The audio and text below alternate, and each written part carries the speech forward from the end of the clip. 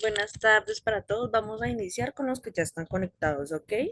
Entonces, por favor, me confirman por el chat si se me escucha bien, se me escucha claro o hay alguna interrupción. Hola, ¿alguien me puede confirmar por el chat si me están escuchando? Ok, perfecto, muchas gracias. Entonces, la sesión de hoy, la sesión número 3, correspondiente al diplomado de Derecho Laboral Básico para no abogados, ¿ok? ¿De qué vamos a hablar hoy o de qué se va a tratar esta sesión? Jornada laboral, salario y prestaciones sociales, ¿ok? Entonces, en América Latina, el derecho laboral ha surgido, como ya lo vimos, como una respuesta histórica a la desigualdad de las relaciones del trabajo, ¿verdad? Desde finales del siglo XIX a lo largo del siglo XX, la región vivió procesos de industrialización, como lo vimos en la primera sesión. Recuerden la historia de la primera sesión. Migración urbana y movilización sindical que obligaron a los estados a diseñar normas que limitaran el poder del empleador y de esa manera poder garantizar una mínima protección al trabajador. Este es el inicio mismo del derecho laboral que conocemos hoy, ¿ok?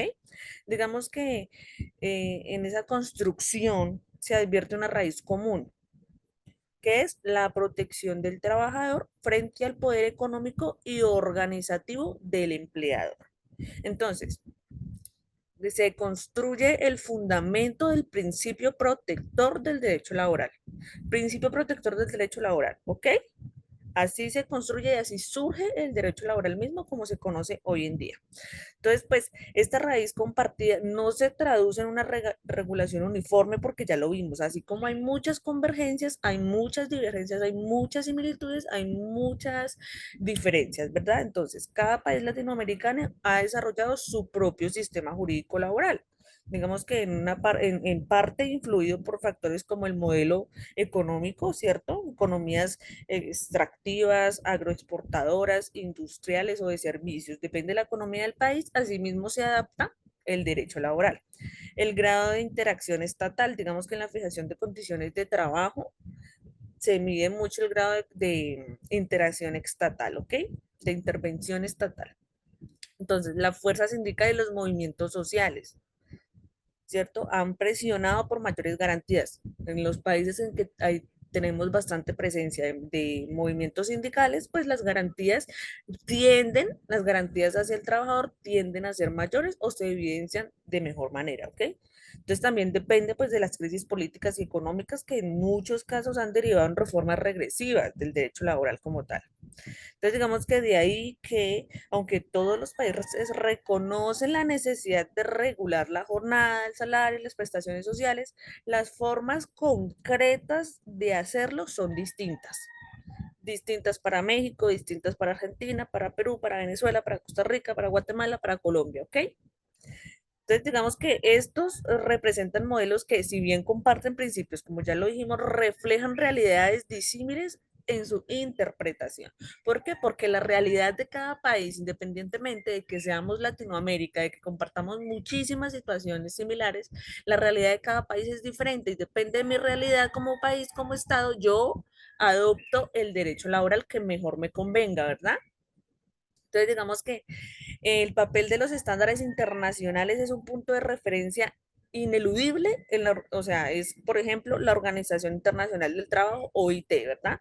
Cuyos convenios han servido de guía para los estados, pues, latinoamericanos. Entre ellos destacan los que ya hemos nombrado, pero pues no sobra decirlos nuevamente, nombrarlos nuevamente. Convenio 1 de 1919 fijó la jornada de trabajo en 8 horas diarias y 48 semanales, marcando un hito mundial.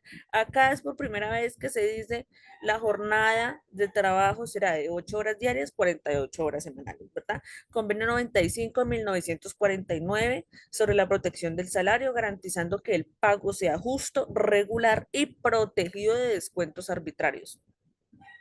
El convenio 132 de 1970 estableció estándares sobre vacaciones pagadas anuales. ¿Ok? Desde 1970 estamos hablando de las vacaciones pagadas anuales.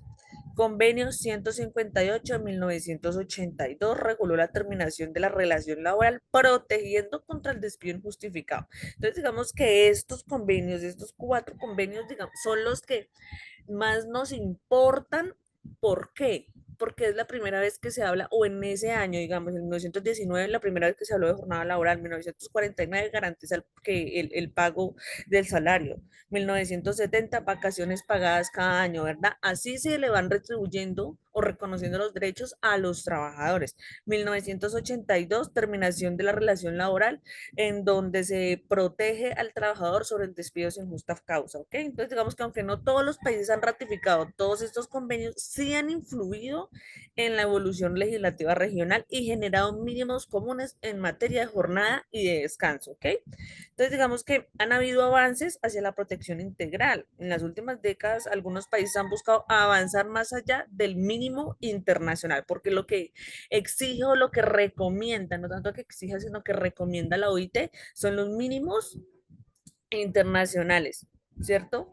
Implementando medidas que reflejan la búsqueda de un trabajo digno y de calidad. Ejemplo, México, con la reforma del 2023, amplió sustancialmente el derecho a vacaciones, pasando de 6 días iniciales, imagínense, de 6 días a 12 días. Entonces, dobló las vacaciones, el número de vacaciones. Entonces, digamos que esto propuso o sea, propuso una reivindicación histórica, porque es que pasamos de 6 días, que decimos, no, son muy poquitos, 6 días, a 12 días, ¿ok?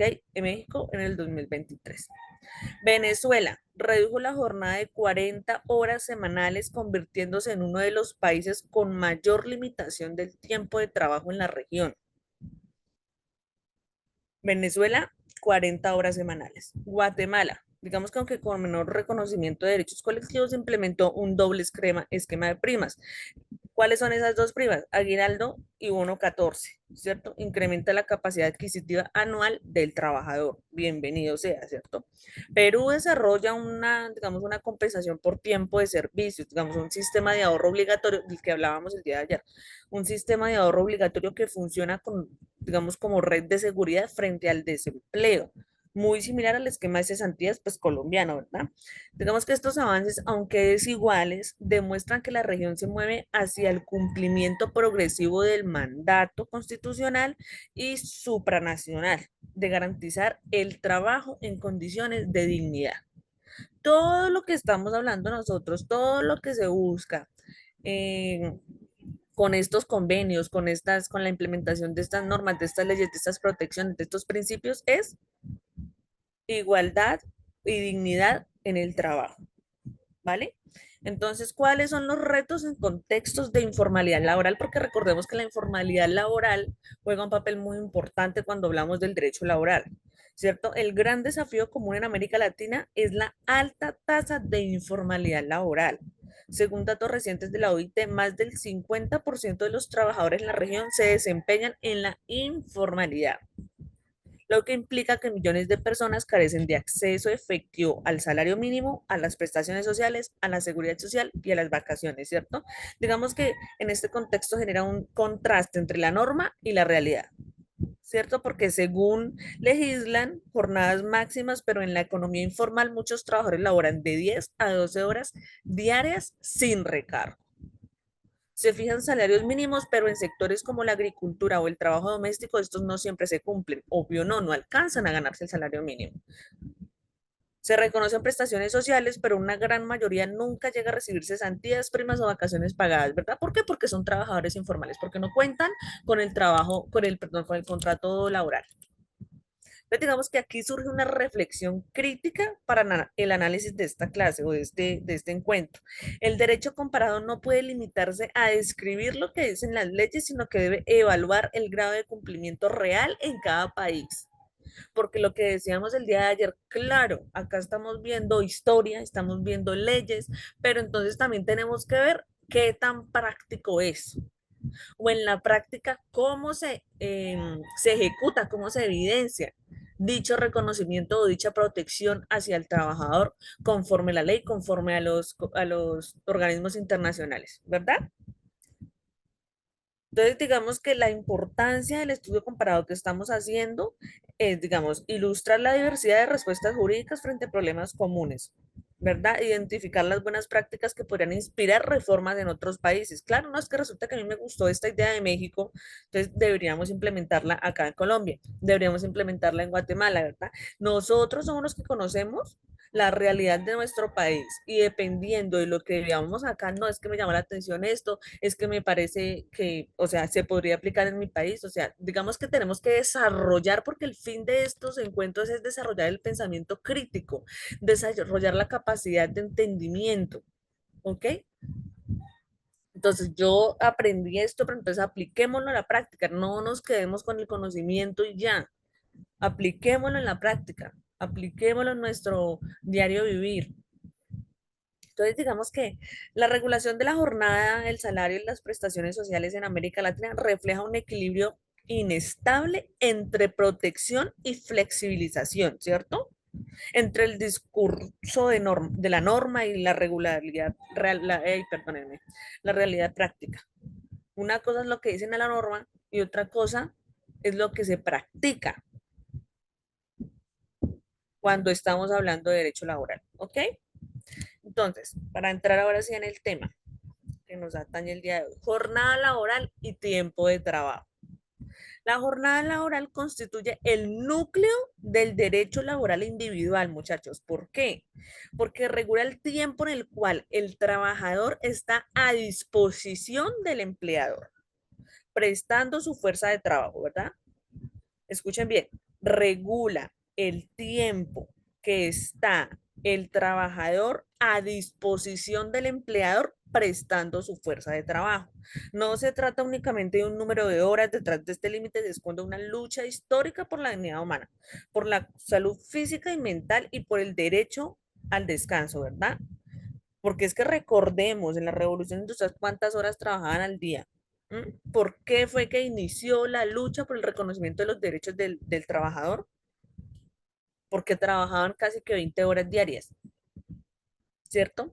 Entonces, digamos que ha sido un recorrido incluso como derecho fundamental por la OIT y por diversos tribunales constitucionales en América Latina, ¿cierto? Recordemos que antes de las primeras regulaciones laborales, los trabajadores podrían laborar entre 12 y 20 horas diarias, incluyendo mujeres y niños, ¿ok? Sin reconocimiento de horas ni recargos.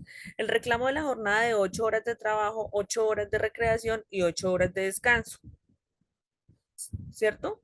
Aquí radicó el reclamo, 8 horas de trabajo, 8 horas de recreación y 8 horas de descanso, ¿cierto? Este reclamo se convirtió en bandera del movimiento obrero internacional, dando lugar a huelgas históricas como la de Chicago de 1886, que hoy recordamos en el Día Internacional del Trabajo. De aquí surge el Día Internacional del Trabajo, ¿ok? De la huelga en Chicago de 1886 que reclamaba 8 horas de trabajo, 8 horas de recreación y 8 horas de descanso como individuo. Entonces, digamos que la OIT recogió esa lucha en el convenio primero, en el convenio número 1 de 1919, estableciendo como regla mundial la jornada de 8 horas diarias y 48 horas semanales de trabajo para el empleado. Entonces, digamos que desde entonces los países latinoamericanos han legislado sobre la jornada, adaptándola a sus condiciones económicas y sociales, claro está. Entonces, digamos que aunque el estándar es común, las diferencias entre países son significativas. Algunos han reducido la jornada semanal, por ejemplo, semanal, perdón, como Venezuela y Guatemala, y otros han creado figuras de flexibilidad como Perú y Costa Rica, ¿cierto? Entonces, aterricemos esa idea a la realidad. ¿Qué pasa en Colombia? Según el Código Sustantivo del Trabajo, artículos 158 y 161, la jornada máxima laboral son 8 horas diarias de trabajo para completar unas 48 horas semanales. ¿Estamos? 8 horas diarias de trabajo, 48 semanales. Según la reforma del 2021, la ley 2101, se va a reducir progresivamente a 42 horas semanales sin afectar el salario ni las prestaciones. ¿Cierto? Tenemos un cronograma de reducción, un cronograma gradual. 2023, 47 horas, 2024, 46, 2025, 44, el próximo año, 42. ¿Ok? Entonces, por ejemplo, un trabajador en 2025 ya no podrá, o sea, ya este año no puede estar obligado a laborar 48 horas. Si trabaja de lunes a viernes, cada jornada será de 8 horas, 48 minutos. Si trabaja de lunes a sábado, será de 7 horas, 20 minutos por día. ¿Ok? Legalmente hablando. Entonces, si el empleado antes trabajaba 9 horas diarias de lunes a viernes para completar 45 horas semanales, ahora estará dentro del límite, mientras que antes generaba 1 hora extra diaria, ¿cierto? Entonces, digamos que la reducción de jornada se presenta como un avance hacia la calidad de vida laboral. Sin embargo, existe el riesgo de que los empleadores compriman las mismas tareas en menos horas, aumentando la intensificación del trabajo. Digamos que la verdadera efectividad dependerá de la capacidad de los trabajadores para exigir su cumplimiento y de la inspección laboral del Estado. ¿Hasta ahí vamos bien? ¿Me están escuchando bien? ¿Me estoy dando a entender? ¿Me confirman por favor por el chat? Ok, perfecto, muchas gracias. Entonces, ya estudiamos Colombia, vamos a ver qué pasa con México. México, Ley Federal del Trabajo, artículo 58, artículo 61. ¿Cuál es la jornada máxima en México? 8 horas diarias, 48 horas semanales, igual que anteriormente Colombia, ¿verdad? Jornada nocturna, máximo 7 horas diarias. Veamos que acá se hace la diferenciación entre jornada diurna y jornada nocturna. Dicen que la nocturna máximo 7 horas diarias, de 10 de la noche a 6 de la mañana, ¿verdad? Entonces, digamos que en este momento en México tiene la reforma en discusión para reducir la jornada laboral a 40 horas semanales, ¿ok? Entonces, digamos, para entenderlo mejor, un guarda de seguridad que trabaja de 10 de la noche a 5 de la mañana cumple 7 horas de jornada nocturna. Si el empleador lo obliga a quedarse hasta las 6 de la mañana, esa hora adicional debe pagarse como extra, con un recargo del 100% por ser nocturna en México, ¿ok? ¿Por qué? Porque recordemos que cuando en la jornada nocturna en México tiene un máximo de 7 horas y no de 8 horas como la jornada diurna. ¿Estamos? Entonces, un obrero de una fábrica de autopartes, digamos, la hora de lunes a sábado, 8 horas diarias para completar 48 horas semanales. Digamos que si prospera la reforma de 40 horas, pues trabajaría solo 5 días. O bien 6 días de 6 horas y 40 minutos cada día, cada jornada.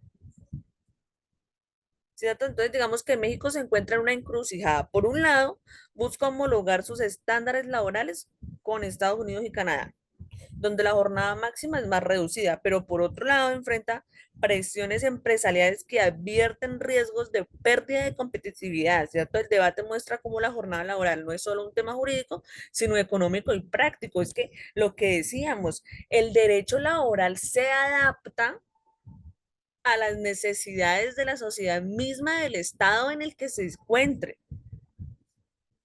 Según la economía del Estado mexicano, según las necesidades sociales del Estado, a eso se tiene que adaptar o se debe adaptar el derecho laboral.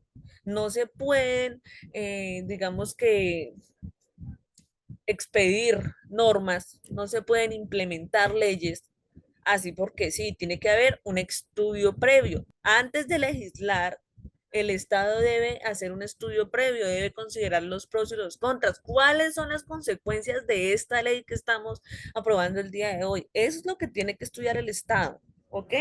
El poder legislativo.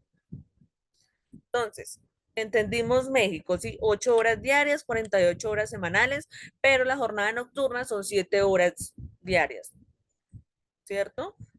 Entonces, cabe la posibilidad de que lo reduzcan a 40 horas, pero todavía no han decidido nada respecto a ese tema. Entonces, Argentina, ley 11.544, jornada máxima 8 horas diarias, 48 horas semanales. La flexibilidad se presenta en Argentina con convenios colectivos que pueden ajustar horarios por sector, ¿cierto? Ejemplo, El comercio minorista. Es común que durante diciembre, época de alta demanda, como ya dijimos, los empleados trabajen hasta 9 horas diarias, ¿cierto? Y la compensación se da reduciendo horas en enero. Entonces, yo como voy a trabajar más en diciembre, esas horas que yo voy a trabajar de más me las van a dar en enero.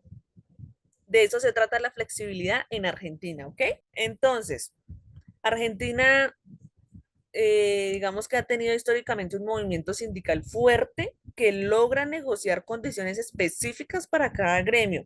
Esto da lugar a que mejor protección en sectores organizados, ejemplo, metalúrgicos y transporte, ¿cierto? Pero deja en desventaja a sectores más precarios, ¿cierto?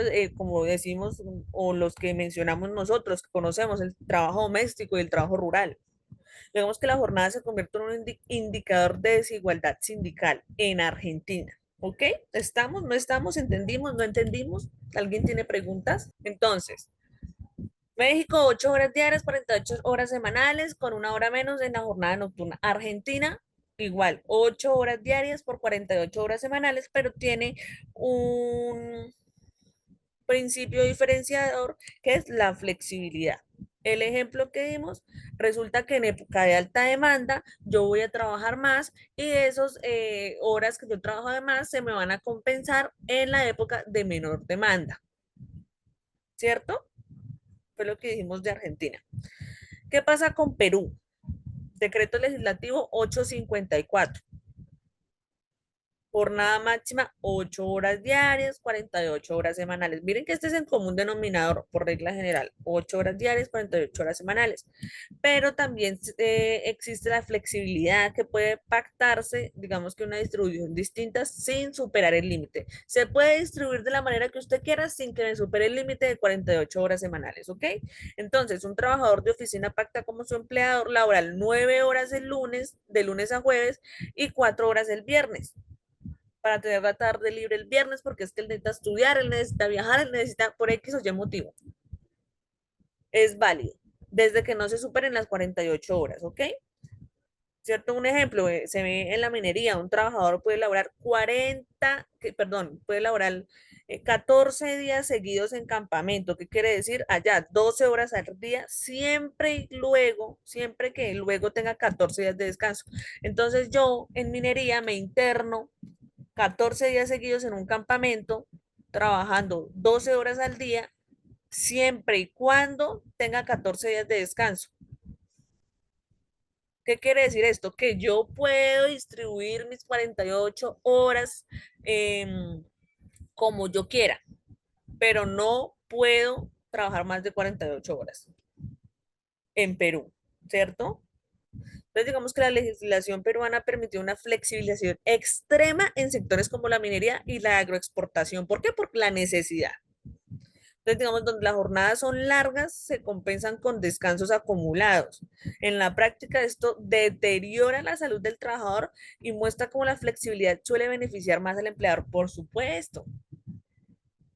Claro, yo como trabajador feliz de la vida descansando 14 días seguidos, pero es que ya laboré los otros trabajando 12 horas diarias. Estoy sacrificando mi salud mental y física de algún modo, ¿cierto? Beneficiando así a mi empleador. Digamos que esa es la crítica que le podemos hacer a Perú. ¿Qué pasa con Venezuela? Con la jornada laboral de Venezuela, que me dicen que Venezuela presente. La ley orgánica del trabajo, los trabajadores y las trabajadoras del 2012 dice que 8 horas diarias, 40 semanales. Descanso, 2 días continuos obligatorios. ¿Cierto? Digamos, entonces un empleado de oficina labora de lunes a viernes, 8 horas diarias, 40 horas. El sábado y el domingo son descanso obligatorio. ¿Cierto? Digamos que sobre el papel Venezuela tiene una de las jornadas más protectoras de la región. Sin embargo, la crisis económica genera una paradoja, ¿cierto? Aunque los trabajadores tienen más tiempo libre, el salario es insuficiente para cubrir necesidades básicas, por lo que muchos se ven obligados a buscar empleos informales en sus días libres. Entonces, digamos que la norma entonces pierde eficacia material. Los que nos escriben de Venezuela, nuestros compañeros de Venezuela, nos pueden decir a los que no conocemos la realidad, si es así o no es así. laboralmente hablando. ¿Qué pasa con Costa Rica? ¿Mm? Código del Trabajo, artículo 136. Jornada máxima, 8 horas diarias, 48 horas semanales. Regla general, ¿cierto? Pero también existe la figura de la jornada prolongada, hasta 12 horas diarias, siempre que no se excedan las 48 horas semanales. Igual que ¿qué? Que Perú, ¿verdad? Usted puede distribuir sus 48 horas como mejor le convenga, pero no puede trabajar más de esas 48. Se le da la libertad de que escoja cómo las distribuye, pero no puede trabajar más de 48 horas. Entonces, digamos que la figura de la jornada prolongada busca dar flexibilidad en sectores como el turismo y la agricultura. Sin embargo, puede derivar en fatiga laboral, como también sucede en Perú, que se critica mucho, digamos que, y en incumplimiento de pagos de horas extras. Digamos que Costa Rica muestra un dilema entre productividad sectorial y protección de la salud del trabajador. ¿Protejo la actividad de dichos sectores o protejo la salud de mis trabajadores? ¿Qué voy a hacer yo? ¿Cierto? Ahí está el quiz del asunto. ¿Qué pasa con Guatemala? Código de Trabajo, artículo 116. Jornada máxima, 8 horas diarias, 44 semanales.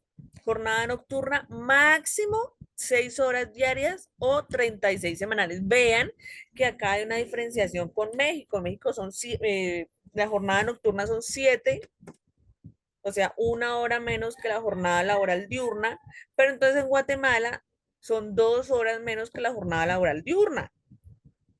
¿Cierto? Entonces un trabajador de oficina labora de lunes a viernes, 8 horas para completar 40 horas, y el sábado solo labora 4 horas para completar 44. Pero entonces resulta que el trabajador nocturno de una, no sé, una máquina labora de 10 de la noche a 4 de la mañana, completando así 6 horas. Si el empleador le exige quedarse hasta las 6, digamos que esas 2 horas son extras con recargo. ¿Por qué? Porque él ya elaboró sus 6 horas obligatorias. ¿Estamos? Entonces digamos que Guatemala tiene uno de los topes semanales más bajos de la región, pues como ya quedó claro, que es con 44 horas, lo que debería beneficiar al trabajador. Pero ¿qué es lo que pasa? La alta informalidad laboral, que en Guatemala es superior al 70%, escuchen bien, 70%, una cifra astronómica. Digamos que hace que la mayoría trabaje más de 10 horas diarias sin el reconocimiento de recargos. Existe entonces una brecha entre la norma y la realidad social, pero grandísima. Claro, a mí legalmente me están garantizando mi jornada laboral de 44 horas, los pocos que se benefician de, digamos que contar con el contrato de trabajo, pero resulta que es que el 70% de los ciudadanos no tiene contrato laboral, trabaja en la informalidad. Claro, entonces ya no son las 8 horas que yo trabajo normalmente en oficina, sino que son 10, son 12, son más de 12 horas, ¿ok? Entonces digamos que ahí está la disparidad.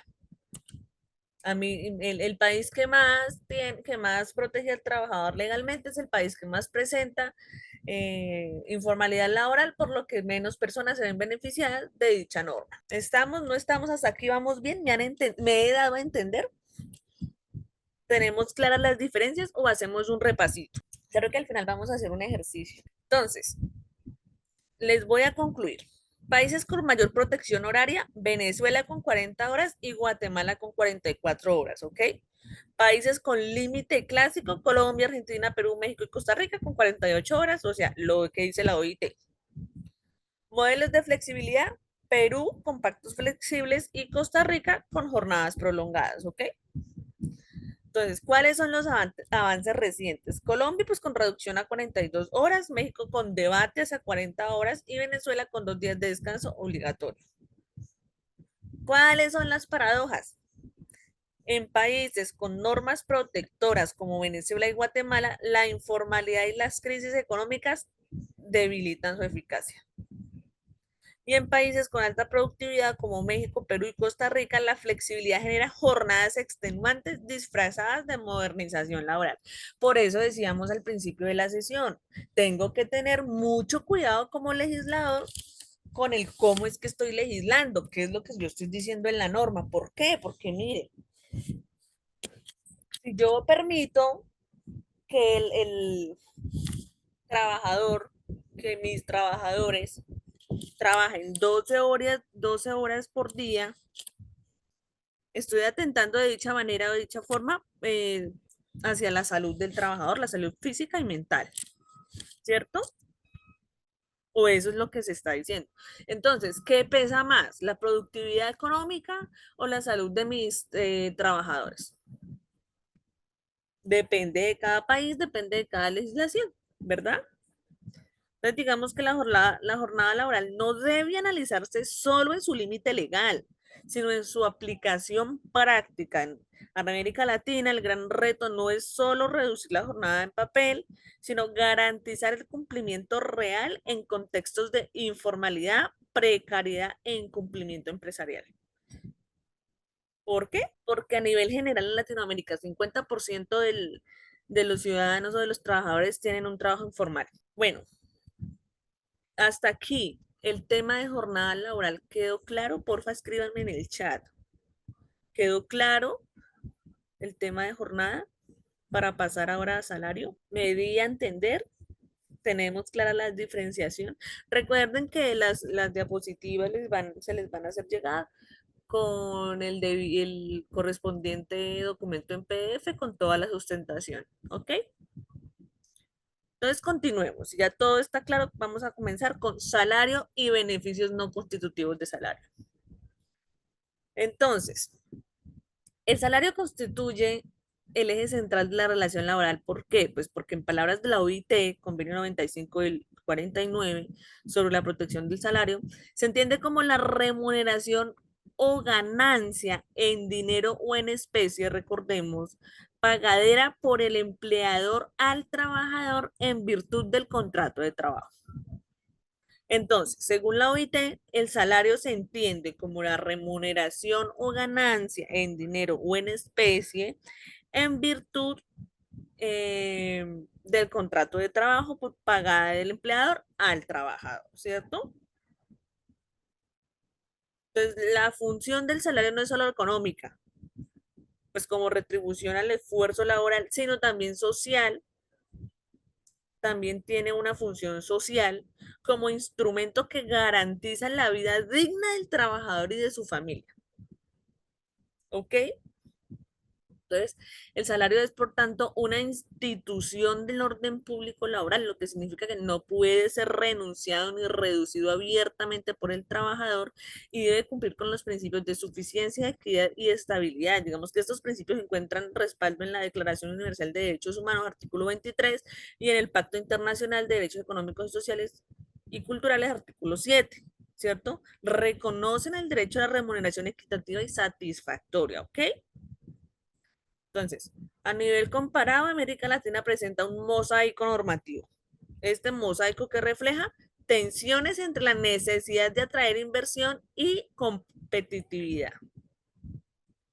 Digamos que la obligación de garantizar un salario digno, así como, digamos, mientras algunos países avanzan hacia el modelo progresista, como Costa Rica con salarios mínimos diferenciados, Venezuela en teoría, ¿no? Con la reducción de jornada y la amplitud conceptual del salario, otros mantienen esquemas más rígidos que pues digamos que permiten prácticas que fragmentan la noción de remuneración, como Argentina con las bonificaciones no remunerativas, México con los viáticos y fondos de ahorro, Colombia con auxilios que digamos que se intentan excluir del salario.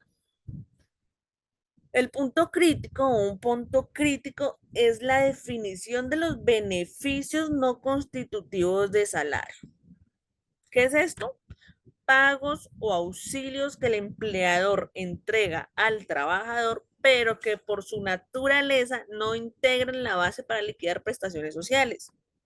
Aportes para liquidar las prestaciones sociales, aportes a la seguridad social, ni indemnizaciones. ¿En dónde radica la tensión? traigan que si estos pagos se vuelven permanentes o habituales, se corre el riesgo de que se transformen en mecanismos de evasión o fraude laboral. ¿Hasta aquí estamos bien, chicos? ¿Me están escuchando? ¿Me confirman por favor si me escuchan? Ok, perfecto. Entonces supongo que no tienen dudas, preguntas, inquietudes hasta acá, ¿cierto? Ya sabemos qué es el salario. Entonces, empecemos con el derecho comparado. ¿Qué pasa con Colombia? El salario mínimo legal mensual vigente es fijado cada año por el gobierno nacional mediante un decreto, ¿cierto? Tras intentos de concertación en la Comisión Permanente de Concertación de Políticas Salariales y Laborales, el salario mínimo legal mensual vigente se complementa con el auxilio de transporte para quienes devengan hasta 2 salarios mínimos. Escuchen bien entonces, ¿qué es lo que pasa en Colombia? En Colombia se establece el salario cada año, dependiendo de qué, de las condiciones de la economía del país. Entonces, el salario puede, digamos que se debe complementar dicho salario con el auxilio de transporte cuando. Esto no aplica para todos los empleados, aplica solo para algunos. Y es para aquellos quienes devengan o ganan o les pagan hasta 2 salarios mínimos. Si a mí me pagan acá en Colombia un salario mínimo y 2 salarios mínimos, tengo derecho a auxilio de transporte, pero si me pagan ya 3 salarios mínimos, no, porque recordemos que es hasta 2 salarios mínimos. El Código Sustantivo del Trabajo, artículos 127 y 128. ¿Qué constituye salario acá en Colombia? Todo lo que recibe el trabajador como retribución directa del servicio, sin importar su denominación. Eso constituye salario. ¿Qué no constituye salario? Auxilios ocasionales, bonificaciones ocasionales, sumas entregadas por mera libertad, beneficios extralegales como educación, alimentación o recreación y viáticos que solo cubran gastos. ¿Ok? ¿Qué nos ha hecho la jurisprudencia? La Corte Suprema, sentencia 34905 del 2010, el nombre dado al pago no define su naturaleza. Si es una retribución habitual ligada al servicio, es salario. Hasta ahí claro, ¿cierto? Recordemos que en Colombia se practica o se aplica el principio de la primacía de la realidad sobre las formas. Los pagos habituales deben integrar el salario.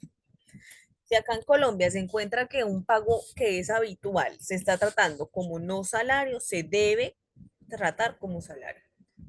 Debe constituirse o tratarse como salario, independientemente de que se encuentre en los no salarios, ¿cierto?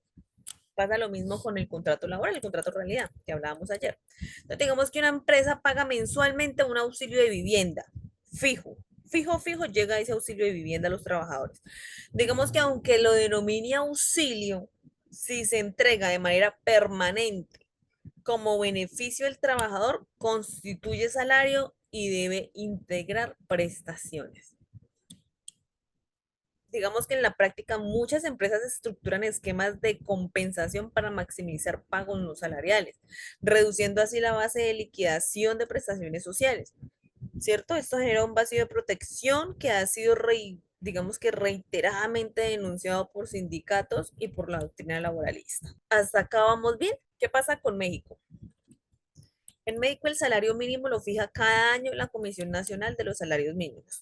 Existen dos categorías, vea, salario mínimo general y salario mínimo profesional, que son para ocupaciones específicas. Vean esto sí es completamente diferente a lo que conocemos en Colombia.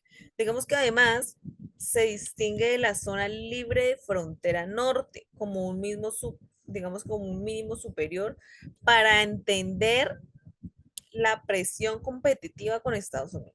La Ley Federal del Trabajo, artículos 82-84, establece que el salario es escuchen bien, la retribución que el patrón paga al trabajador por su labor y se considera no salariales por los viáticos comprobados, los fondos de ahorro y las aportaciones patronales, ¿ok? ¿Para qué son estas? Para seguros y primas de antigüedad, imagínense ustedes. Entonces, ¿qué ha dicho la jurisprudencia? La Suprema Corte en el 2016 dice, establezco que los vales de despensa o gasolina integran salario cuando se entregan regularmente y presentan un beneficio directo, ¿ok? Entonces, un trabajador recibe vales de despensa mensuales por 2.000 pesos. Si son permanentes, escuchen bien, si son permanentes, se consideran parte del salario. ¿Está acabamos bien? Digamos que el modelo mexicano pues se cuestiona por qué, porque durante décadas el salario mínimo fue mantenido en niveles extremadamente bajos, pues generó necesidad de compensar con prestaciones adicionales, pero no siempre integradas al salario. Digamos que solo en los últimos años se ha impulsado la recuperación real del salario mínimo. Entonces, como ganaban tan poco, nosotros empleadores tuvimos que implementar ciertas medidas para poder pagar más a los trabajadores. Confírmeme, por favor, si me han entendido hasta acá, si me he dado a entender mejor. Tenemos claro Colombia, México, Argentina, Perú, lo de salario, ¿sí? ¿Qué constituye salario y qué son beneficios no constitutivos de salario? Vamos por Argentina. La Constitución Nacional, artículo 14, consagra el derecho al salario mínimo vital y móvil. Escuchen bien, derecho al salario mínimo vital y móvil, fijado periódicamente por el Consejo Nacional del Empleo, la productividad y el salario mínimo vital y móvil. Un fenómeno particular argentino es la proliferación de bonificaciones no remunerativas. ¿Ah? ¿De dónde surgen? De convenios colectivos y decretos presidenciales. Digamos que estas buscan que otorgar aumentos sin impactar los aportes en contribuciones a salud y pensión, ¿verdad? Pero han sido objetos de fuertes críticas. ¿Por qué? Porque según la jurisprudencia dice que toda suma pagada de manera regular y con carácter contraprestativo debe considerarse remunerativa. Entonces, ¿qué critica la doctrina? Que las sumas no remunerativas fragmentan la noción del salario y debilitan el sistema previsional. Por ejemplo, para que entendamos mejor, una empresa paga asignaciones no remunerativas por productividad. Entonces, todos los meses paga dicha asignación. Entonces, aunque las denominen así, constituyen salarios y son habituales y previsibles. Porque si se están dando cada mes, es habitual, ¿cierto? Es previsible, ¿por qué? Porque yo empleado la estoy esperando. Entonces la doctrina dice, no, eso constituye salario. Lo que en Colombia decimos que prevalece la práctica o la realidad sobre el contrato. Entonces, digamos que el uso política de sumas no remunerativas como herramientas coyunturales ha generado un doble estándar salarial. Digamos que afecta a la seguridad social y crea incertidumbre jurídica. ¿Por qué? Afecta a la seguridad social. ¿Por qué? Porque se está cotizando por seguridad social sobre el salario que es la mitad de lo que realmente está devengando. ¿Cierto? Entonces, eso con Argentina. ¿Qué pasa con Perú? En Perú, la remuneración mínima vital se fija por decreto supremo, ¿cierto? Previa consulta al Consejo Nacional del Trabajo.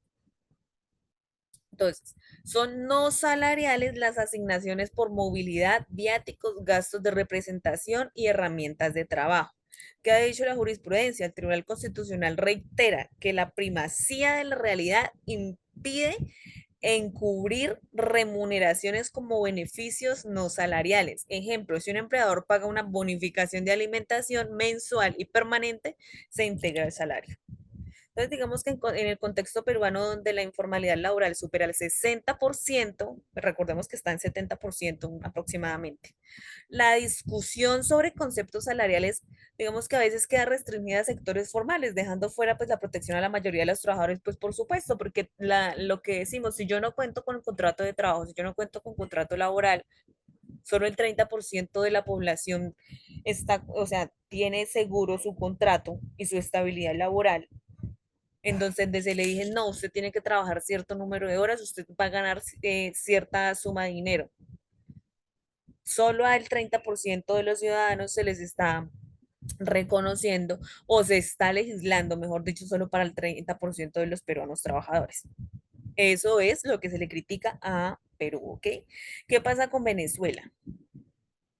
El salario mínimo en Venezuela lo fija el Ejecutivo Nacional. Digamos que en este momento es insuficiente para subsistir. Es la información que nosotros tenemos, ¿cierto? Digamos que para compensar, el gobierno otorga bonos no salariales a través del carnet de la patria. Entonces, ¿cuáles son los problemas? No generan prestaciones ni seguridad social, se otorgan discrecionalmente y fragmentan la noción de salario. Entonces, ¿qué dice la doctrina? En 2020 Rodríguez dijo, sostiene que los bonos no salariales destruyen la función protectora del salario y vician a esta protección del contenido de la OIT, ¿cierto? Ejemplo, para que entendamos mejor. Un trabajador recibe un salario mínimo oficial pero bonos adicionales. Entonces, digamos que el 5% de lo que yo estoy ganando es el salario mínimo, pero me están sumando a mí, digamos, 10 veces más en bonos adicionales. Entonces, digamos que aunque mejoran su ingreso inmediatamente, por supuesto, no lo generan en cesantías, pensión ni prestaciones, lo mismo que le critican a Perú. Se está cotizando sobre el salario mínimo, que es muy poco en Venezuela, sobre salud y pensión, por lo que se afecta pues la corresponsabilidad entre salario y prestaciones, ¿verdad? Sí, precisamente eso es lo que dice la doctrina de la jurisprudencia, que deben formar parte del salario, solo que legalmente hablando, no, en teoría no forman parte del salario, pero en la práctica, pues sí, sí se entendería como que forman parte del salario. ¿Estamos de acuerdo? Entonces, ¿qué pasa con Costa Rica? Costa Rica presenta un sistema pionero. ¿Por qué? Porque los salarios mínimos diferenciados por profesión y oficio, fijados por el Consejo Nacional del Salario. Digamos que un trabajador calificado recibe un mínimo superior, lo que incentiva la formación profesional. ¿Cierto?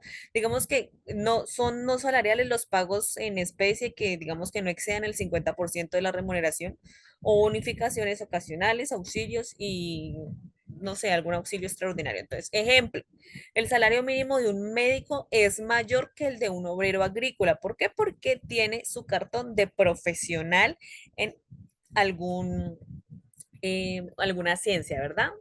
Cuenta con carrera profesional certificada. Entonces, si yo cuento con carrera profesional certificada en Costa Rica, tengo un salario superior a la persona que no cuenta con dicha carrera, ¿cierto? Entonces, digamos que este sistema reconoce la diversidad del mercado laboral y otorga mayor justicia distributiva. Entonces, Guatemala. En Guatemala el salario mínimo es fijado por la Comisión Nacional del Salario y se diferencian tres sectores: agrícola, no agrícola y exportación. Digamos que el Código de Trabajo, artículo 88 y 116, establece que los viáticos y prestaciones sociales no constituyen salario. Escúchenme. Entonces, un trabajador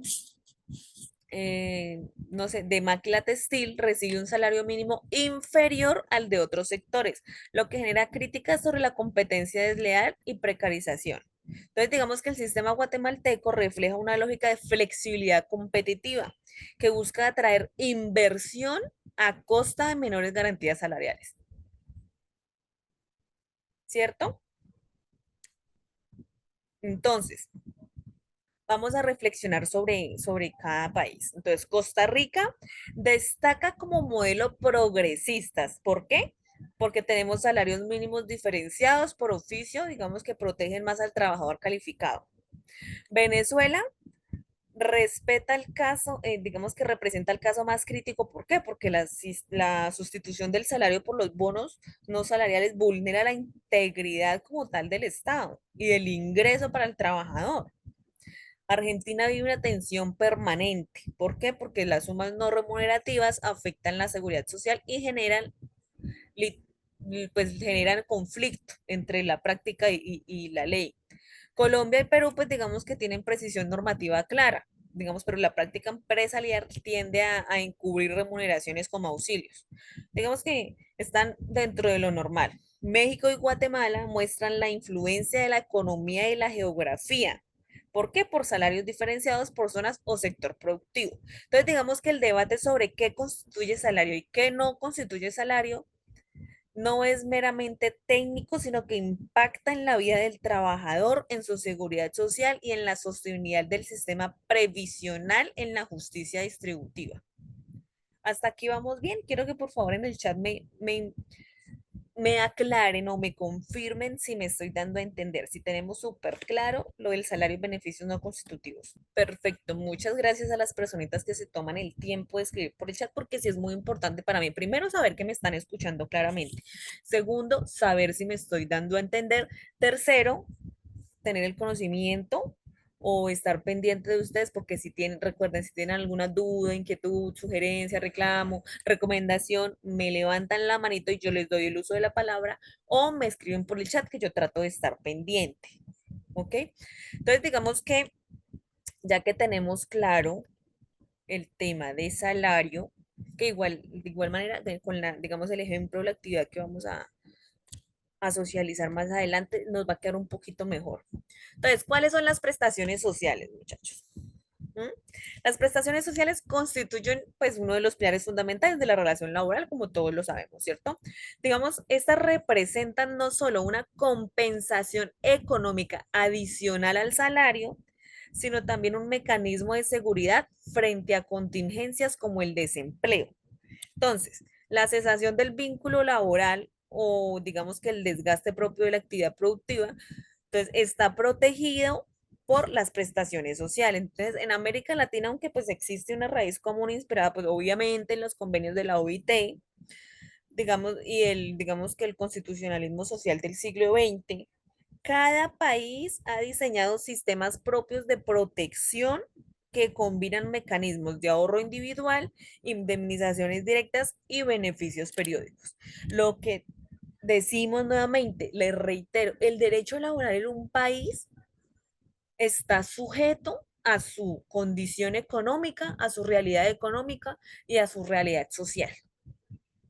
La economía y la sociedad y la situación social de un país es lo que dicta las normas, o en teoría debería, el deber ser es que dicten las normas laborales.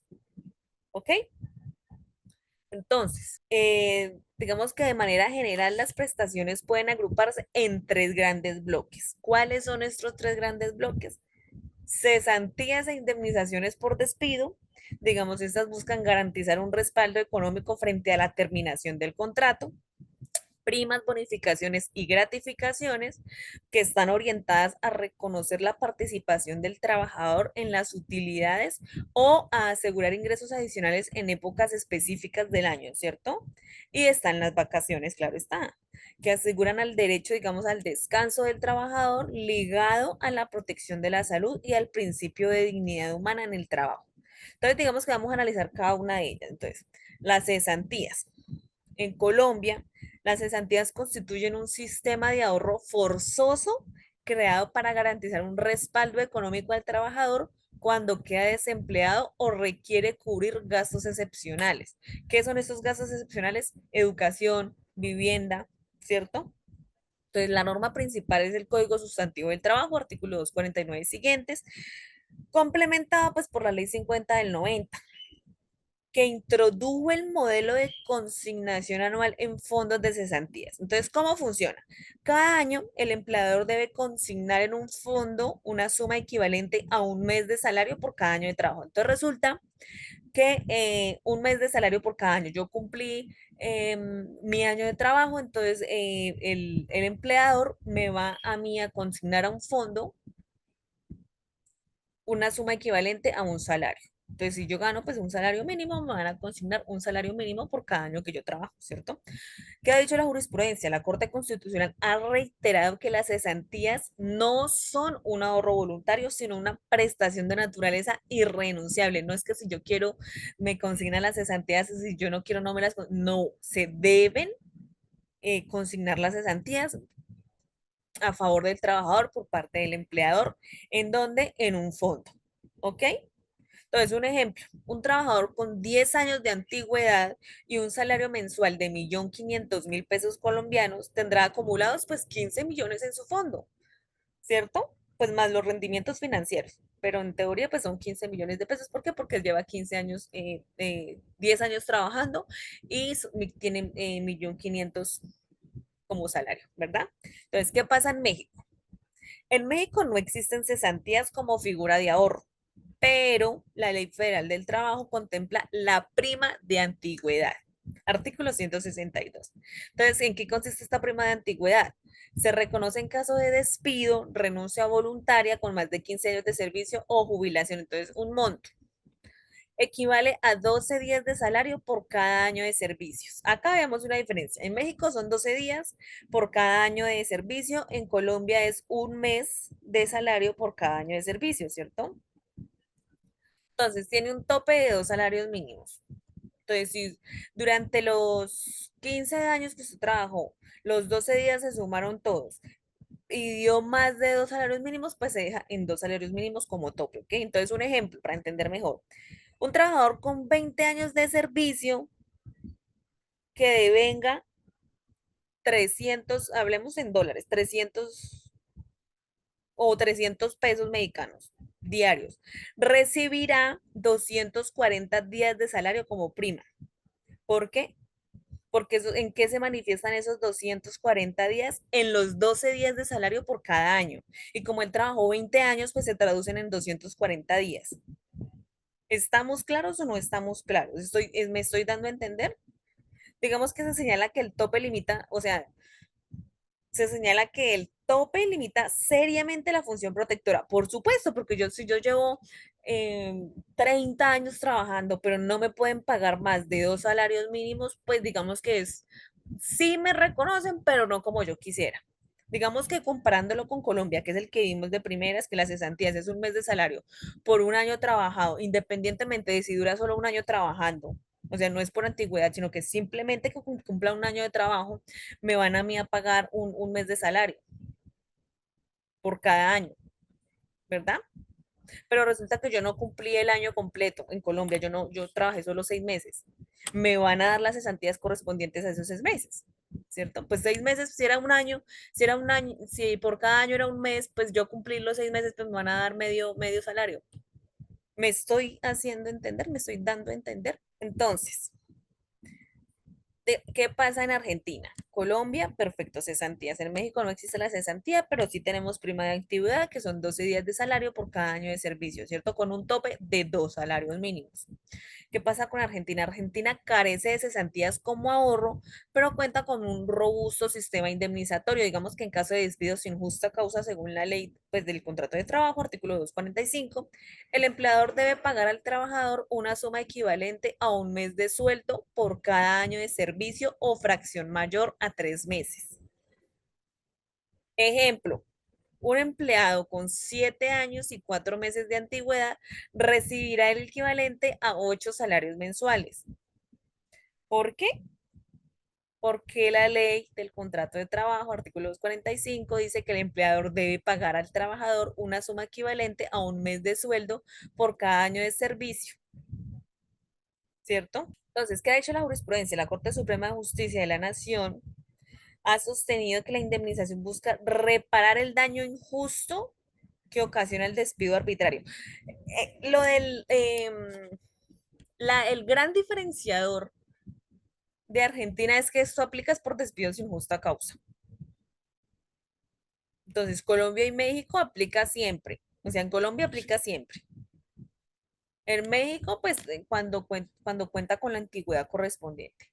Y en Argentina, cuando el trabajador o el empleado fue despedido sin justa causa. Entonces, digamos que algunos sectores empresariales alegan que este sistema encarece las relaciones laborales, mientras los sindicatos lo defienden como una herramienta contra el despido libre, por supuesto. Digamos que es entendible la posición de los sindicatos. ¿Qué pasa con Perú? El sistema peruano combina ahorro e indemnización a través de la compensación por tiempo de servicios. Decreto legislativo 650. ¿En qué consiste? El empleador deposita, semestralmente en una entidad financiera un monto equivalente a aproximadamente medio sueldo, de manera que al año se acumula un salario completo. ¿Cuál es la finalidad? Sirve como colchón económico en caso de desempleo, por supuesto. Ejemplo, un trabajador con un sueldo de 2.000 soles acumularía en 5 años cerca de 10.000 soles, igual que Colombia, ¿verdad? La misma proporción, un mes de salario por cada año, o pues su proporción. Entonces, hasta ahí vamos perfecto. ¿Qué pasa con Venezuela? La Ley Orgánica del Trabajo, los trabajadores y las trabajadoras del 2012 establece un sistema amplio de protección, que es la prestación de la prestación de antigüedad. ¿En qué consiste? El empleador debe depositar 30 días de salario por cada año de servicio en un fideicomiso a favor del trabajador. Además, a partir del segundo año se suman 2 días adicionales anuales hasta un máximo de 30 días. Perfecto, ¿verdad? Ejemplo, un trabajador con 10 años de servicio acumularía 300 días de salario más 16 días adicionales. ¿Por qué? Porque son 2 días adicionales después de los 2 años. Entonces, ¿cuál es el problema? La hiperinflación. La hiperinflación ha deteriorado el valor real de estas prestaciones, reduciendo su eficacia protectora. Claro, porque si no me alcanza ni siquiera el salario mínimo, pues tampoco me va a alcanzar digamos que la prestación de la antigüedad. ¿Qué pasa en Costa Rica? Costa Rica no existe, digamos que no existe la figura de cesantías en sentido estricto, pero el Código de Trabajo regula un auxilio de cesantía que se paga únicamente en casos de despido injustificado, igual que en Argentina. Entonces, monto 20 días de salario por cada año de trabajo con un tope de 8 años, independientemente de los años que usted lleve. Si se pasa de 8 años, se deja en 8 años. Ejemplo, un trabajador con 12 años de servicio solo recibirá la indemnización correspondiente a 8 años, independientemente. Entonces, digamos, si nosotros conmutamos o hacemos la suma de los 20 días de salario por cada año y nos da más de 8 años, más de, discúlpenme, sí, más de 8 años, pues se va a quedar en, o sea, no le puedo dar ese más. Se le tiene que restar, tiene que perder lo que se pasa de los 8 años. ¿Qué pasa con Guatemala? El Código de Trabajo, artículo 42, provee una indemnización por despido injustificado. Recordemos entonces, igual que Costa Rica, igual que Argentina. Entonces, ejemplo, acá aquí vale un mes de salario por cada año trabajado. Ejemplo, un empleado con 5 años recibirá pues 5 salarios completicos. Entonces, Colombia y Perú tienen un sistema preventivo, que son fondos de ahorro. Yo prevengo el desempleo y tengo mi colchoncito, mi ahorro para el desempleo, ¿verdad? Digamos que estos que me van a asegurar, pues liquidez al trabajador sin necesidad de un litigio. O sea, si a mí me van consignando, si a mí me van pagando mi mes de salario por cada año trabajado, pues yo no voy a tener necesidad de llegar a un litigio en un juzgado, ¿verdad? Argentina y Guatemala solo otorgan protección en caso de despido, lo que genera pues mayor incertidumbre, ¿verdad? Venezuela en teoría tiene la protección más amplia, pero pues ya sabemos y todo y tenemos claro o hemos establecido que la crisis económica ha vaciado de contenido su alcance real, ¿cierto? Hasta aquí vamos bien. ¿Quedó claro el tema de cesantías o indemnización por despido? ¿O lo repetimos? Ok, perfecto, muy claro. Entonces, como ya sabemos qué es salario, qué son cesantías, vamos a ver primas y bonificaciones, ¿cierto? Como prestación social. Entonces, las primas y las bonificaciones cumplen un papel redistributivo y motivacional, ¿cierto? Además, pues están estrechamente ligadas al principio de participación en las utilidades, artículo, digamos que 123 de la Constitución mexicana, artículo 47 de la Constitución colombiana. Entonces, eh, Colombia, la prima de servicios, ¿cierto? Equivale a 15 días de salarios en junio y 15 días en diciembre. Doctrinalmente se interpreta como una forma de participación de las ganancias empresariales. Entonces a mí me dan un sueldo completo por cada año, pero este sueldo me lo parten por la mitad. Entonces son 15 días de salario en junio y 15 días de salario en diciembre. Colombia. Entonces, ¿qué pasa con México? En México dan el aguinaldo. Entonces es de mínimo 15 días de salario, o sea, mínimo 15 días obligatorio antes del 20 de diciembre, ¿cierto? Espectacular en esa fecha, 20 de diciembre. Entonces la jurisprudencia de la de la Suprema Corte lo ha catalogado como un derecho irrenunciable. Lo tenemos claro entonces. Colombia, prima de servicios, 15 días en junio y 15 días en diciembre para un total de 30 días. En México se da el aguinaldo. Son mínimo 15 días de salario, no ponen un máximo, pero pues yo supongo que en la práctica darán los 15 días. Y esto se debe dar antes del 20 de diciembre. ¿Qué pasa con Argentina? En Argentina está la figura de sueldo anual complementario. Sueldo anual complementario. ¿En qué consiste? En dos pagos semestrales de la mitad del mejor, digamos que el mejor salario mensual. Entonces, igual que Colombia, a mí me dan un sueldo completo, pero me lo dividen en mitades. ¿Qué pasa con Perú? Otorga dos gratificaciones, una en julio y otra en diciembre, más una bonificación extraordinaria del 9% destinada pues a la salud. ¿Qué pasa con Venezuela? El bono de fin de año puede ir de 30 a 120 días de salario. O sea, a mí me pueden pagar 30 días mínimo y 120 días máximo. Pues según el empleador. O sea, esto lo dejan a discrecionalidad del empleador. ¿Qué pasa con Costa Rica? Costa Rica reconoce un aguinaldo en diciembre equivalente pues al promedio anual de salarios dividido entre 12. Igual, entonces promedian mis salarios, lo dividen entre 12 y eso es lo que constituye mi aguinaldo en diciembre. ¿Qué pasa con Guatemala? Digamos que Guatemala es el país más generoso. ¿Por qué? Porque otorga un aguinaldo y además un bono 14 en julio. Entonces, ¿qué es lo que pasa con, digamos que Guatemala constituye un referente de protección reforzada? Pues asegura dos pagos adicionales al año. En contraste, pues en países como Costa Rica, pues el beneficio es más limitado. ¿Estamos? Por ejemplo, se diferencia Guatemala de Colombia. ¿Por qué? Porque Colombia es un solo pago adicional que se divide en dos, pero es un solo pago. En cambio, Guatemala tiene el aguinaldo y el bono 14. Son dos pagos adicionales. ¿Entendimos la diferencia? Por eso se dice que es el referente a protección reforzada y es el más generoso, porque son dos pagos adicionales. Los otros países me dicen, no, uno en julio y otro en diciembre, o divídame en dos, pero pues es un solo pago, ¿cierto? Hasta ahí vamos bien. ¿Me confirman por el chat que entendimos? ¿O quieren que lo repitamos? Ok, entonces, llegamos a las vacaciones. Entonces, digamos que el derecho a las vacaciones no solo se concibe como un derecho físico, sino como también un derecho humano ligado a la salud y a la vida digna. Yo no me puedo pasar toda la vida trabajando. Yo como empleado tengo derecho a mis vacaciones, a mi descanso, ¿cierto? Entonces la OIT en su convenio 132 fija un mínimo de 3 semanas de vacaciones anuales. O sea, usted verá cuánto le da, pero son mínimo 3 semanas al año, ¿cierto? Entonces Colombia da 15 días hábiles al año. Hábiles.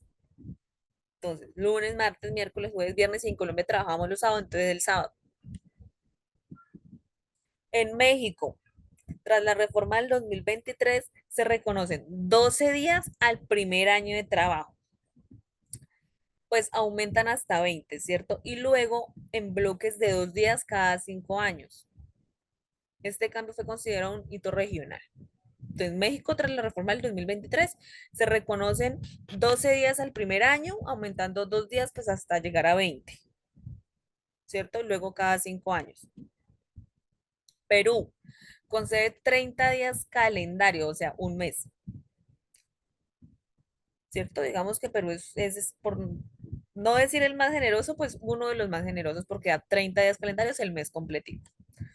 Venezuela, 15 días hábiles más un día adicional por cada año de servicio hasta llegar a 30 días. Costa Rica, 2 semanas por cada 50 semanas trabajadas. Guatemala, 15 días hábiles al año, igual que Colombia. Entonces, Perú y México destacan pues por ofrecer mayores periodos de descanso efectivo, ¿cierto? En contraste, pues Costa Rica se mantiene en el estándar mínimo de 2 semanas, lo que ha sido criticado por sectores sindicales, pero pues está dentro de lo recomendado por la OIT, entonces está a discrecionalidad del Estado como tal, pues dar más tiempo o del empleador como tal. Entonces vamos a hacer una actividad. Vamos a desarrollar para ver si entendimos. Este taller práctico. Entonces, un trabajador con salario mínimo en cada país que labora un año, ¿cuánto recibe por prestaciones? ¿Cierto? Vamos a desarrollar esto. Ejemplo, Colombia. En Colombia, en el año 2025, tenemos un salario mínimo de 1.300.000 pesos colombianos y un auxilio de transporte correspondiente a 162.000 pesos colombianos, ¿cierto? Entonces, recordemos que Colombia cuenta con qué prestaciones. Cesantías, un salario anual. El salario anual, 1.300.000 pesos colombianos, ¿cierto? Intereses a las cesantías, 12% anual. Entonces, el 12% de 1.300.000 pesos, 156.000 pesos. Prima de servicios, un salario anual, 1.300.000 pesos colombianos. Vacaciones, 15 días hábiles, o sea, es medio sueldo. Si yo no tomo las vacaciones, pues me las pagan. Son 650.000 pesos colombianos. Entonces, en total, si sumamos todo eso, da 3.706.000 pesos colombianos, ¿cierto? Entonces, digamos que el sistema colombiano combina un ahorro forzoso, recordemos que las cesantías es un ahorro forzoso, con pagos adicionales, lo que da cierta seguridad al trabajador. La Corte Constitucional en la sentencia 035 del 2003 reitera que las prestaciones cumplen la función de garantía del mínimo vital. Entonces, ¿a qué se refieren con la garantía del mínimo vital? A mí me deben o me están garantizando las condiciones mínimas para que yo pueda vivir con dignidad. ¿Ok? Entonces, en Colombia, si yo trabajo un año, por cada año que yo trabaje me van a dar cesantías, me van a dar intereses de las cesantías, me van a dar una prima y me van a dar vacaciones. Entonces, si yo trabajo un año completico, voy a recibir en total, pues hagamos la comparación, mire, si el salario mínimo está en 1.300.000 pesos colombianos, si yo por un año de adicionales me van a dar 3.706.000 pesos, ¿ok? Hasta ahí vamos bien. ¿Estamos entendiendo la actividad? ¿Me estoy dando a entender? Ok, perfecto. Entonces, ¿alguien, ¿hay alguien de México presente? No, entonces desarrollemos el de México. Entonces, la diapositiva dice, en México, por cada año de trabajo que yo laboré, me van a dar un aguinaldo correspondiente a 15 días de trabajo y prima de antigüedad, pues en el caso de que me hayan despedido, pero vamos a ver si me despidieron, ¿cierto? Entonces, salario mínimo en México, pues general, zona general en 2025, 249 pesos mexicanos diarios para un total de 7.470 mensuales, ¿ok? Entonces, prestaciones, aguinaldo mínimo 15 días, pues son 3.735, ¿cierto? Prima vacacional, 25% de las vacaciones, ¿cierto? ¿En qué se traduce eso? En 12 días en el primer año. Recordemos, me dan 12 días por el primer año que yo trabajé para un total de 249 por día, entonces nos da un total de 2.988 pesos, ¿cierto? Entonces, prima de antigüedad 12 días por un año, pues solo en caso de despedido, ¿cierto? Con un tope de, pues, de 2 salarios mínimos legales mensuales vigentes. Entonces, digamos que si a mí me despiden, pues aplica, pero si yo sigo con el contrato, yo pasé el año, yo ya voy en el tercer año, pues yo no tengo derecho a esa prima de antigüedad. ¿Por qué? Porque recordemos que está sujeta a despido. La prima de antigüedad en México se entrega solo por despido. Entonces, que si yo continúo el próximo año sin que me despidan, tengo derecho a 4.482 pesos colombianos. Pero si a mí me despiden, tengo derecho pues a esos 4.482 le sumo los 2.988 pesos colombianos para un total de 7.470, ¿cierto? Entonces, digamos que recordemos que en México la reforma del 2023 amplía las vacaciones fortaleciendo el derecho al descanso, ¿cierto? La Suprema Corte de Justicia ha enfatizado que las prestaciones son de orden público e irrenunciables. Hasta aquí vamos bien, ¿cierto? Colombia, perfecto. México, perfecto. Ahora vamos a ver Argentina. ¿Hay alguien por acá de Argentina que nos diga en el chat? No, ¿cierto? Ok, perfecto. Entonces, salario mínimo vital y móvil 2025 en Argentina, 243.315 argentinos. Entonces, ¿cuáles son las prestaciones a las que yo como argentino, como trabajador en Argentina tengo derecho por cada año de trabajo? Recordemos, aguinaldo, 50% del mejor sueldo, o sea, la mitad de mi sueldo. Y las vacaciones que son 15, 14 días mínimo. Entonces, el sueldo anual complementario, o sea, el 50% que constituye el aguinaldo sería entonces del mejor salario serían 117.157 pesos argentinos, ¿cierto? Y las vacaciones que hacemos la convergencia, ¿cuánto cuesta un día? Entonces, si un mes cuesta tanto y son 30 días, ¿cuánto cuestan los 15? ¿Cuánto cuestan un día? Entonces hacemos la suma y nos dan las vacaciones, los 14 días de vacaciones, 117.157 pesos argentinos. ¿Por qué? Pues porque es la mitad del, del sueldo, porque son la mitad del mes, ¿cierto? Entonces, ¿cuál indemnización por despido? Pues un sueldo por año solo si me despiden. Entonces, sin despido, yo tengo derecho en Argentina por cada año que trabajé 234.314 pesos argentinos. Pero si me despiden, tengo derecho a 468.629. ¿Por qué? Por la indemnización por despido, ¿cierto? O sea, se traduce en un sueldo por cada año que yo trabajé en Argentina. Entonces, si no me despiden, tengo derecho a 234.314 pesos argentinos, pero si me despiden, pues tengo derecho al doble, a 468.629 pesos. Entonces, el sistema no tiene cesantías acumulativas, lo que genera es inseguridad ante la terminación laboral. ¿Por qué? Pues porque yo no cuento con el colchón de ahorro, ¿cierto? Digamos que la doctrina ha señalado que la indemnización busca resarcir la pérdida del empleo como hecho socialmente dañoso, pero no constituye un ahorro, solo me están a mí indemnizando por el daño causado, ¿verdad? Tenemos a alguien de Perú que nos escriba por el chat. ¿Alguien de Perú? Ok, no tenemos a nadie de Perú. Entonces, ¿a qué tengo derecho yo? Miremos la diapositiva. Entonces, tengo derecho a un sueldo, a dos gratificaciones, que son dos sueldos, más las vacaciones, que es un sueldo. Qué generoso ha sido Perú, ¿cierto? Entonces, remuneración mínima vital en el 2025, 1.025 soles. Las prestaciones, pues tengo derecho por cada año de trabajo, un sueldo anual, que son, pues ya tengo derecho a 1.025 porque ya trabajé un año. Las gratificaciones, que son dos sueldos anuales, 2.050 y las vacaciones que son un sueldo, 1.025. Entonces resulta que yo en total tengo derecho a 4.100 soles. ¿Ok? Entonces digamos que pero es uno de los sistemas pues más generosos como ya lo dijimos porque combina el ahorro con las gratificaciones y vacaciones plenas. Digamos que el Tribunal Constitucional peruano ha destacado que se protege al trabajador frente al desempleo y los riesgos futuros. ¿Hasta ahí vamos bien?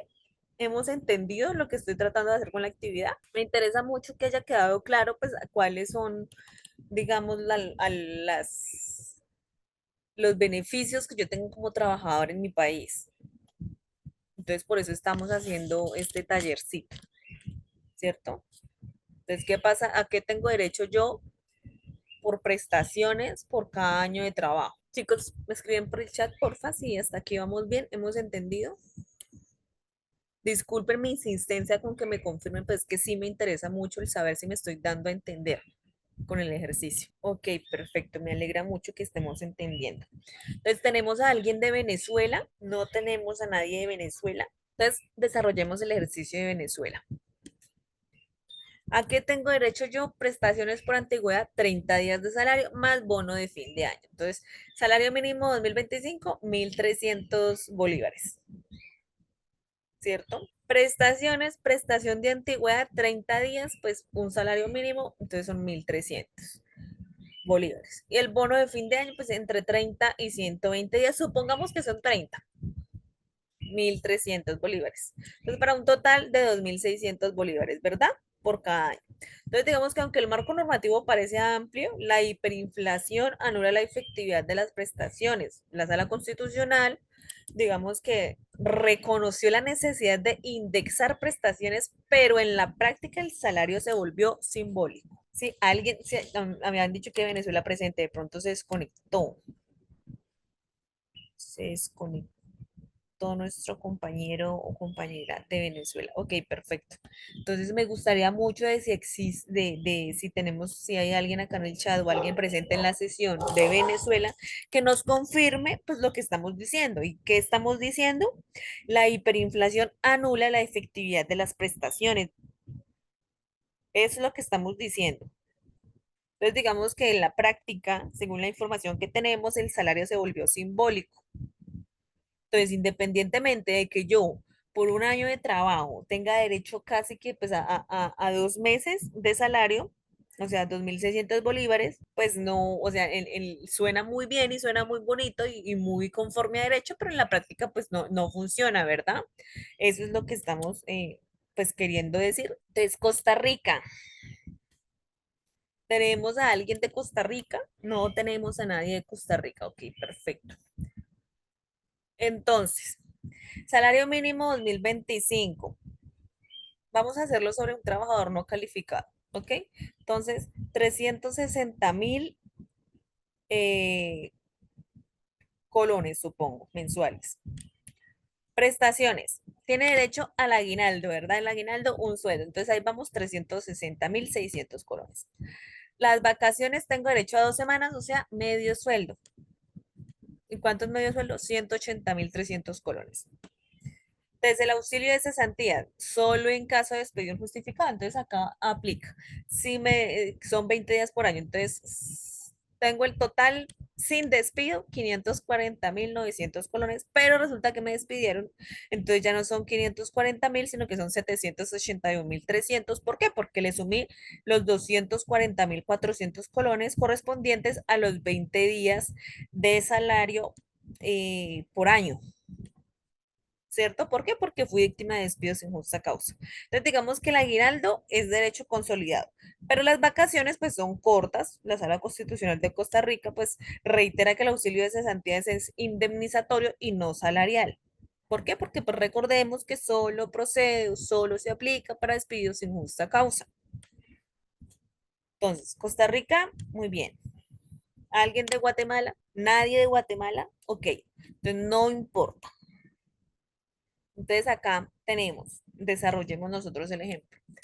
Salario mínimo 2025, salario pues no agrícola, 3.218 quetzales mensuales. Entonces, prestaciones. Aguinaldo, pues tengo derecho a un sueldo que son pues los 3.218, ¿cierto? Al bono 14, que también es un sueldo, 3.218 quetzales. Vacaciones 15 días, que son medio sueldo, 1.609 quetzales, para un total de 8.045 quetzales, ¿cierto? Entonces, Guatemala, uno de los países que más protege las prestaciones gracias a la combinación de aguinaldo, bono 14, ¿cierto? Porque son dos prestaciones. El único país que cuenta con dos prestaciones. Entonces, digamos que la Corte Constitucional ha dicho que el bono 14 es un derecho irrenunciable y obligatorio para todo empleador. Entonces, si a mí la ley me dice que como empleador debo pagar sí o sí el bono 14 en Guatemala, pues sí o sí se debe pagar. Si a mí la ley colombiana me dice, a usted, empleador colombiano, está obligado a pagar un mes de salario por cada año de prestaciones de contrato laboral a cesantías, pues se debe pagar. ¿Y qué sucede cuando no se paga? Pues se tiene que llevar a cabo una demanda laboral, ¿cierto? Para que el empleador reclame lo que el empleador le debe. Y le debe, ¿por qué? Porque ya es probado y se entiende que es una deuda como tal. No se va a entrar a probar si le debe o no le debe. No, es a cómo le va a pagar. ¿Ok? Entonces, digamos, pues en términos generales, los más generosos en prestaciones totales, Perú y Guatemala. garantizan hasta 4 sueldos adicionales en un año, ¿cierto? Protección moderada, digamos, dentro de lo normal, Colombia, Argentina y México, pues con diferencias entre si hay o no despido, pero pues digamos que se encuentran en una protección moderada. Los menos efectivos, pues Venezuela y Costa Rica, ya sea por inflación en el caso de Venezuela o por prestaciones reducidas como en caso de Costa Rica. Entonces, digamos que las prestaciones son una manifestación del principio de protección y de la justicia social vinculadas al trabajo como derecho humano. ¿Ok? Tengamos eso muy claro. Hasta acá todo bien. ¿Sí?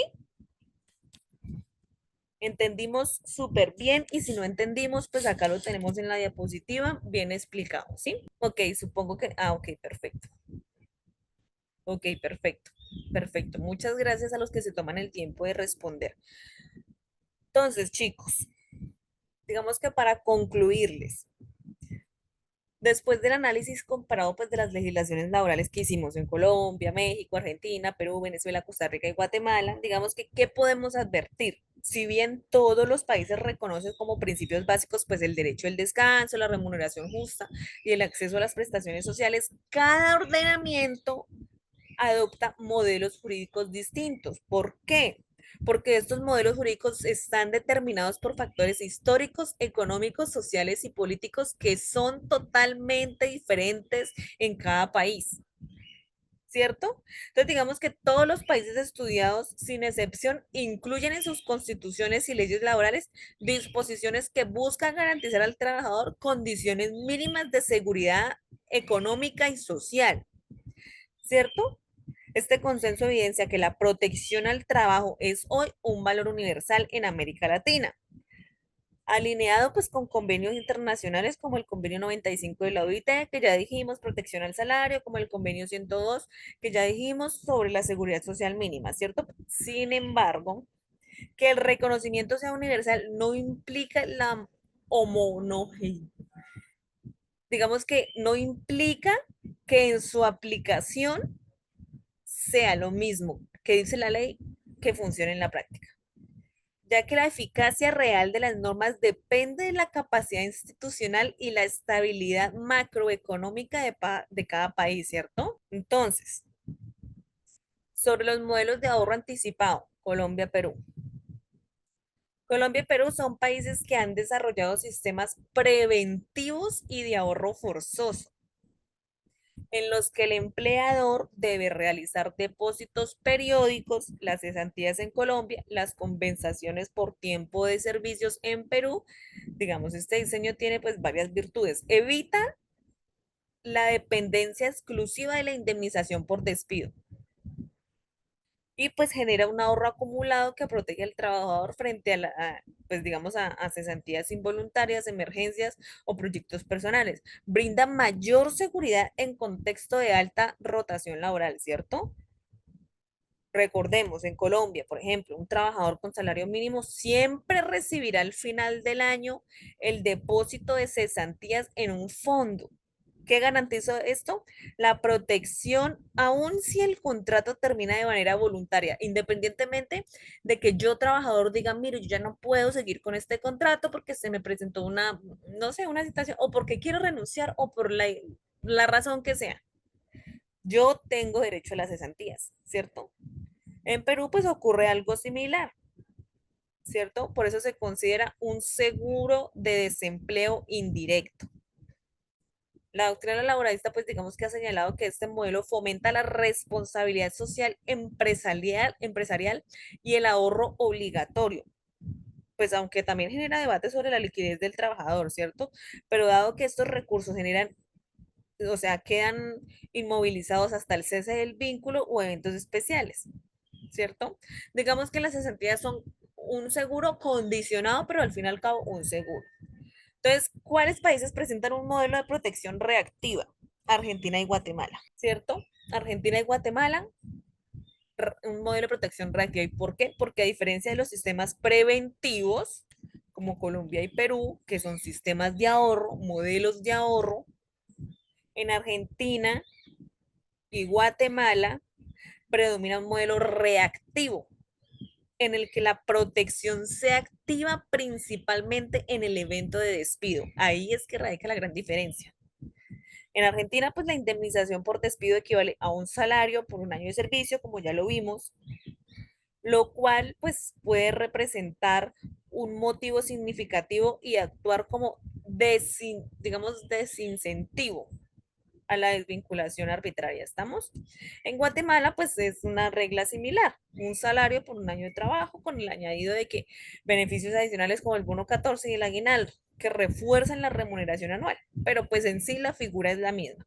El problema de estos sistemas es que el trabajador no recibe una protección anticipada como lo hacen en Colombia y en Perú, porque no cuentan con el ahorro, solo obtienen el beneficio en caso de despido, pues esto genera un riesgo mayor en economías con alta informalidad, donde el trabajador puede ser desvinculado sin el cumplimiento de estas obligaciones. Pues claro, si a mí, si lo único, digamos que si el único, la única protección que yo tengo es que me despidan sin justa causa para que me puedan indemnizar, pero como yo trabajo en la informalidad, pues me van a poder despedir las veces que quieran. ¿Por qué? Porque no están obligados a remunerar, ¿cierto?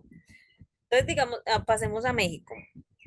México pues tiene avances parciales y límites estructurales. ¿Por qué? Porque ha mostrado avances recientes, especialmente en la reforma laboral 2023 con materia de vacaciones, que amplió los días mínimos de descanso de 6 días, que eran demasiado poco, a 12 días en el primer año, con un aumento pues progresivo. Este cambio lo ubica como uno de los países que más ha fortalecido este derecho en la región. No obstante, pues mantiene limitaciones en otros aspectos, en cuales la prima de antigüedad pues solo se reconoce en casos de despido con topes, ¿cierto? ¿Cuál era el tope? 2 salarios, ¿cierto? Digamos que el aguinaldo pues es relativamente bajo, son 15 días mínimos, comparados con Guatemala, Argentina o Perú, ¿cierto? Son bajos. Entonces el modelo mexicano pues puede describirse como intermedio, con progresos en el descanso anual, pero con prestaciones económicas menos robustas. O sea, lo mínimo respecto a las prestaciones económicas y pues con respecto al descanso, hasta el 2023 fue que, digamos que concedió cierto beneficio a los trabajadores. Entonces, Venezuela. Venezuela cuenta con una protección formalmente amplia, pero viciada de contenido. ¿Por qué? Pues porque sobre el papel Venezuela presta uno de los sistemas más amplios de protección, con prestaciones de antigüedad de 30 días por año, vacaciones progresivas y bonos de fin de año que pueden llegar a 120 días. Sin embargo, como dijimos en la práctica, la hiperinflación y la crisis económicas pues ha desvalorizado completamente estos beneficios, lo que digamos que en apariencia sería un sistema protector que se convierte en letra muerta al carecer de valor adquisitivo real, ¿cierto? Ejemplo, un bono de fin de año de 120 días en Venezuela, digamos que el salario en Venezuela puede equivaler a menos de lo que un trabajador en Perú recibe por un aguinaldo mínimo, ¿cierto? Digamos que la comparación se hace pues para ilustrar cómo la realidad económica puede anular la eficacia jurídica. Por eso decimos, por eso reitero, el derecho laboral tiene que obedecer la realidad jurídica, la realidad social y la realidad económica de cada país. Costa Rica. Costa Rica tiene un modelo singular. ¿Por qué? Pues porque se destaca por su esquema de salarios mínimos diferenciados por oficio o calificación, lo que permite pues proteger más al trabajador calificado y reconocer la heterogeneidad, ¿cierto? ¿Por qué? Porque en el mercado se encuentran los trabajadores profesionales y los no profesionales. Entonces, este aspecto constituye un avance técnico en equidad salarial, pero pues común en la región. Entonces, digamos que muy bien por ese lado, pero pues presenta falencias notorias en vacaciones, ya que el derecho se limita a 2 semanas por cada 50 semanas trabajadas. Digamos que es una de las cifras más bajas de América Latina. Entonces, digamos que de esta manera Costa Rica combina fortalezas en salario mínimo y debilidades en descanso anual. ¿Cierto? Entonces se presenta que un modelo desequilibrado, ¿cierto? Entonces, el derecho comparado, ¿qué nos revela? Que ningún país posee un modelo laboral perfecto. sino que cada sistema refleja pues su contexto socioeconómico y político. Colombia y Perú pues muestran una tendencia hacia la seguridad preventiva mediante ahorros obligatorios. Argentina y Guatemala protegen de forma intensa, pero solo al momento del despido. México experimenta una modernización parcial, pero mantiene prestaciones limitadas. Venezuela pues exhibe una protección ilusoria, pero desbordada por la inflación. Costa Rica destaca en la fijación de salarios mínimos diferenciados, pero queda rezagada en materia de vacaciones, ¿cierto?